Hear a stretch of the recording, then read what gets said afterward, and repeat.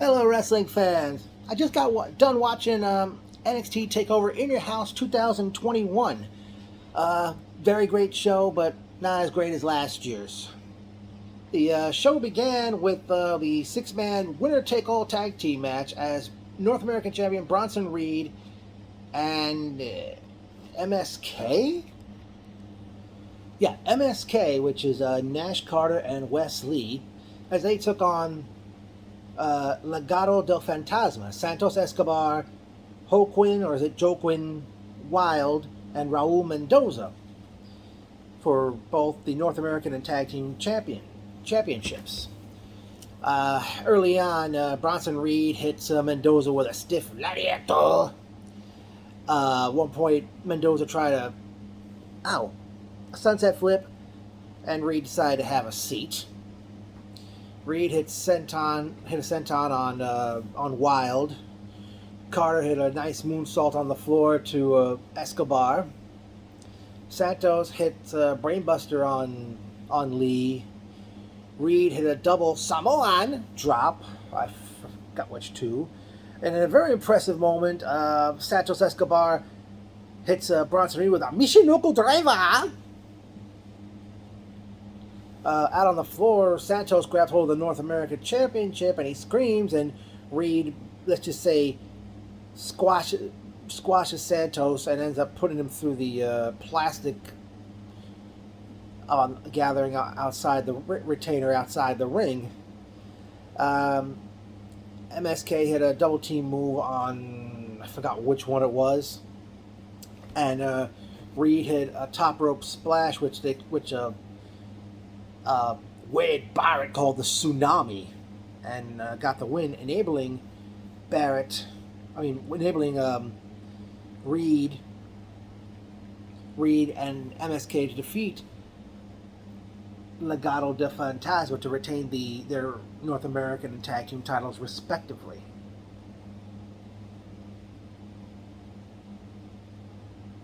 All right. Next up was a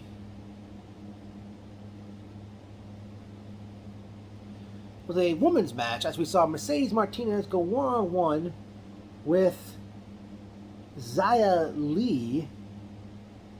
I forgot the group she's part of. She was come to the ring by a gentleman known as Boa, and Mei Ying, who actually stayed at the top of the ramp. And by the way, it was a very nice ramp they had, and a great setup for this. Xia took an exploder suplex from Mercedes early on. Xia eventually gained the upper hand, and she had Mercedes tied and rope, had a Cobra clutch to like tarantula. Well, not an upside down type tarantula, but you get the point. Mercedes had a jumping knee strike.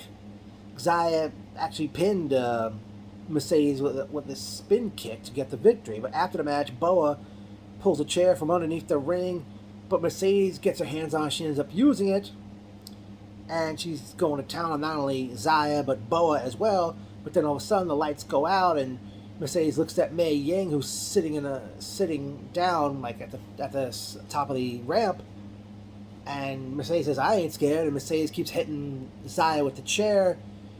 Mercedes tries to take a swing at Mei Ying with the chair. Mei Ying uses the tongue and death grip that Haku was known for. Mercedes then hits Mei Ying with the chair to cause her to break the tongue and death grip. Mercedes took another swing. Mei Ying put the tongue and death grip on her again, and then threw her off the ramp onto one of the steel fences on the side. I forgot what Mei Ying, Boa, and Xia Li, I forgot what their group is called.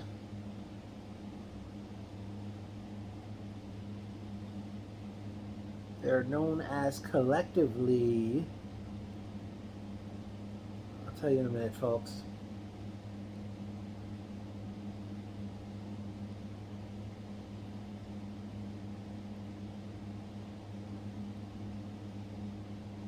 I don't think maybe they don't have a name right now. I'm not sure, but we'll see where they go with that one. Then up next was our first title match of the night. It was a ladder match pitting LA Knight against Cameron Grimes for Ted DiBiase's $1 Million Championship belt. I don't know if it was the very same belt that Ted wore all these years. It might have been another version of it, even though it looked the same. It was put in a see-through briefcase, and it was suspended above the ring. Great matchup, which started out. Cameron Grimes hit a Hurricane Rana early on. Eventually, both Grimes and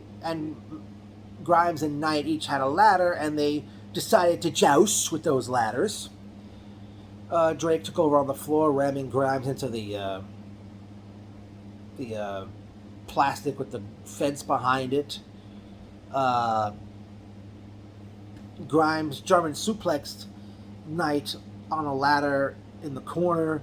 Knight hits a neck breaker on Grimes, where Grimes lands on the side of the ladder.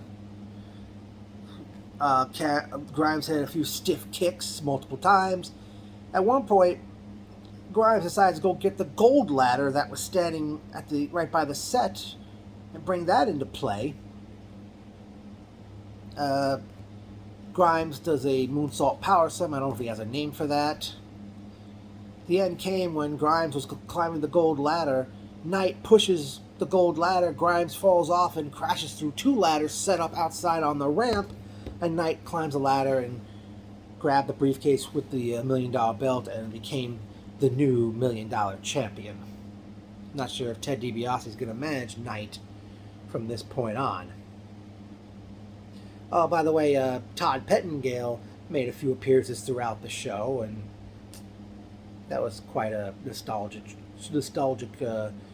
kick right there. Next up, it was time for the Women's Championship match as Ember Moon challenged Raquel Gonzalez, accompanied ring by Dakota Kai. Moon started off quick. Raquel took over on the floor. Raquel hit the sidewalk slam, or as I know it as the late Dino Bravo's move. Seems like everybody uses that move. Nobody remembers it as a finisher. And then Raquel hit a twisting Vader bomb, and then put Ember in the body vice backbreaker that Justy the Body Ventura was known for. Moon hit a Code Red powerbomb on Raquel. Moon dived onto Raquel, and Raquel bumped into the commentator's table where Vic Joseph, Beth Phoenix, and Wade Barrett were commentating the show at.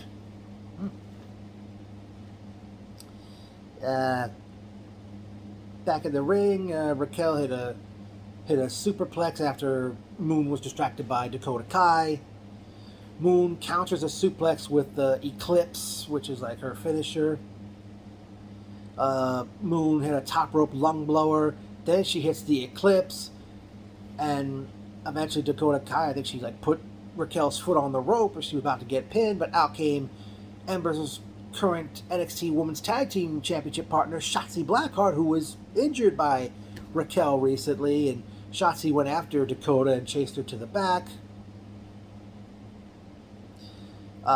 Moon hits a top rope tornado DDT on the ramp, landing Raquel on the ramp. Back in the ring, eventually Raquel hits Snake Eyes and this powerbomb she's known for. I forgot what she calls it. It's like a one-arm powerbomb she does, and she got the victory to retain the Women's Championship. Next was time for the main event of the evening, a 5-way match for the NXT Championship. As Johnny Gargano was the first about to come to the curtain, you see Shotzi Blackheart and Dakota Kai still going at it before Gargano came out. And it should be noted, when earlier in the day they showed footage of Kyle O'Reilly and Johnny Gargano brawling outside, and William Regal and others came out to break it up. But in this NXT 5-way NXT title match, it was Johnny Gargano, the Bruiserweight Pete Dunne, Adam Cole, baby, and Kyle O'Reilly as they all challenged Karrion Kross. Early going, Adam Cole was triple teamed on the floor by Kyle, by O'Reilly, Gargano, and Dunne. Kross hits a double Northern Lights suplex on Dunne and Gargano. Kross powerbombed Dunne onto Gargano. Kross was pushed through the door on the In Your House set by Dunne and Gargano. Gargano countered Dunn's bitter end finisher with a DDT. Kyle hits Cole with a spinning lariator. Cross on the outside, he choke dropped Gargano on the apron. Grabbed him by the throat, picked him up, and Gargano hit back at the apron. That was a sick bump. Cross hits a tornado F5 on Gargano, as Wade Barrett called it. Gargano countered the Panama Sunrise, which we know is the Canadian Destroyer of Adam Cole. Gargano hits a rewind runner on Dunn. Kyle hit a Nigel McGuinness-like lariat, double lariat on both Dunn and Gargano. Kyle and Cole, they both powerbomb Cross off the apron onto the commentator's table, but the table didn't break. Cole hits the Panama Sunrise on Gargano the second time he tried it. Dunn hits 2 German suplex and the bitter end on Cross, but constant saves by other competitors preventing pinfalls. Cross hit double Saito suplex Cole and Dunn. The end came when Kyle O'Reilly had a heel hook on Adam Cole, and he tied up Cole's other leg, but then Cross came along with the cross jacket, which is this chokehold he puts on Kyle, and Kyle eventually lets go of Cole. And what's stupid, but this shows you that the art of wrestling is kind of lost. Something about the art of wrestling is lost. The referee only checked Kyle's arm one time, and then he calls for the bell and declared Cross the winner and still champion. What happened to dropping the arm 3 times fast? 3 times. Supposed to drop the arm 3 times, not once. And Cross retained the championship. And then I forgot who that woman was, but she was looking to talk to William Regal, and he heads out the door, and he says, Regal says, I've been the general manager of NXT for the past 7 years, I think he said.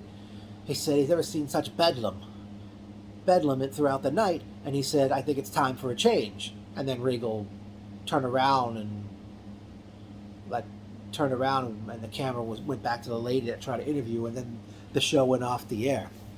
Well, this was a very good show, as I said. NXT Takeover always, it's like a guarantee to have a great show. It's the only brand of WWE that people will still watch. My only complaint about Takeover is that almost every Takeover is only 5 matches. As great as the matches end up, and great strategy and planning and putting them all together, because they don't do takeovers every month. Hopefully, Takeover In Your House will continue to be a yearly thing. But like I said, it's only 5 matches, because look who was not on the show. We did not see the Cruiserweight Champion, Kushida. Tommaso Ciampa and Timothy Thatcher were not there. The Grizzled Young Veterans were not there. Shotzi Blackheart was not in a match. Hit Row featuring Isaiah Swerve Scott, they were not in a match. Io Shirai, who recently returned, she was not in a match.